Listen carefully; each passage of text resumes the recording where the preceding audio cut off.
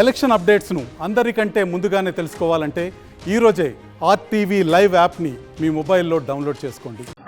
నా పేరు కుసుమ మమతాదేవి.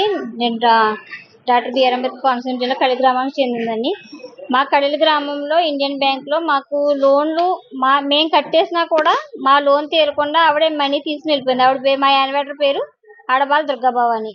ఆవిడ మేము ఇచ్చిన అమౌంట్ కట్టకుండా, జగన్ గారు వేసిన ఆసరాలు కూడా లోన్కి వెళ్లకుండా మా అమౌంట్ మేము కట్టేసాం కదా, మా అమౌంట్ తీరిపోయింది కదా, లోన్ తీరిపోయింది, లోన్ ఇమ్మని బ్యాంక్ మేనేజర్కి వెళ్తే బ్యాంక్ మేనేజర్ మీ అప్పు తీరలేదమ్మా, ఇంకా 4,90,000 మీ అప్పు ఉంది, మీరు కట్టుకుంటే లోన్ ఇస్తాను ఆవిడని అడిగితే లేదు లేదు నేను కట్టేస్తాను, ఒక రోజు 2 రోజులు టైం ఇవ్వండి అని చెప్పింది. ఆ టైం ఇచ్చాం కానీ ఆవిడ కట్టలేదు. ఆవిడ తినేసింది. తర్వాత రాజోల నుంచి, తర్వాత ఏంటి కాకినాడ నుంచి, అందరి నుంచి మేడమ్స్ వచ్చారు కానీ ఏబీ మేడం, తర్వాత తర్వాత సిసి గారు, తర్వాత పీడీ మేడం గారు వచ్చారు కానీ వాళ్ళు మేము అడిగే దానికి జవాబు చెప్పకుండా వాళ్ళు మమ్మల్ని భయపెట్టేసి మేము చెప్పింది రాయకుండా వాళ్ళకి నచ్చింది వాళ్ళు రాసేసుకుని, మేము చెప్పిన లెక్కలు రాయకుండా వాళ్ళకే స్టేట్మెంట్ తీసిన వాళ్ళకి వాళ్ళే రాసేసుకుని అమౌంట్ ఇంత అమౌంట్ కట్టించేస్తామని చెప్పేసి కట్టిస్తాను, ఒక రోజు 2 రోజులు టైం ఇవ్వండి అన్నారు. కానీ ఒక రోజు 2 రోజులు టైం ఇచ్చి ఆవిడ వెళ్ళిపోయిందండి. ఇప్పుడు ఊళ్ళో లేదు. ఆవిడ పారేరులో ఉందండి. మా యాన్వేటర్ ఆడబాల దుర్గవ్వని పారేరులో ఉందండి. ఈ సీసీ అనగా తర్వాత శ్రీనిధి నుంచి వచ్చేసారు ముగ్గురు. వాళ్ళు ఆవేదన మేము వ్యక్తం చేసుకుంటే వాళ్ళు తిరిగి మా మీద రివర్స్ అయ్యారండి. ఏంటి మీకు ఇచ్చినప్పుడు బుద్ధి లేదా అని మళ్ళీ మా మీద మాట్లాడు, మీరు దోల కాసుకునే వాళ్ళు అయ్యి అని చెప్పేసి మా మీద శ్రీనిధి నుంచి వచ్చిన ముగ్గురు ఎంప్లాయీస్ మా మీద తిరుగుబాటు చేశారండి. అది అందరూ చూశారు. తర్వాత సీసీ గారు కూడా నేను కట్టిస్తానని చెప్పేసి ఈ రోజు నాకు సంబంధం లేదని చెప్పేసి సీసీ గారు అంటున్నారు.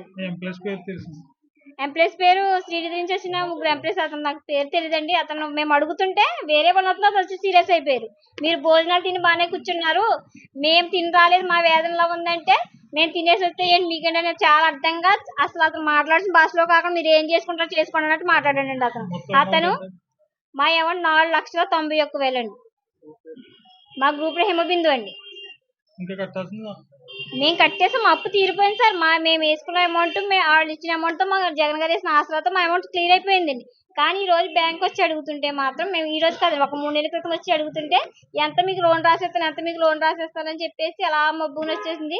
మేము సార్ దగ్గరకు వచ్చి అడిగితే అమ్మ మీ లోన్ ఇంకా 4,90,000 ఉంది, 5,25,000, 4,90,000 బాకీ ఉందని చెప్పారండి.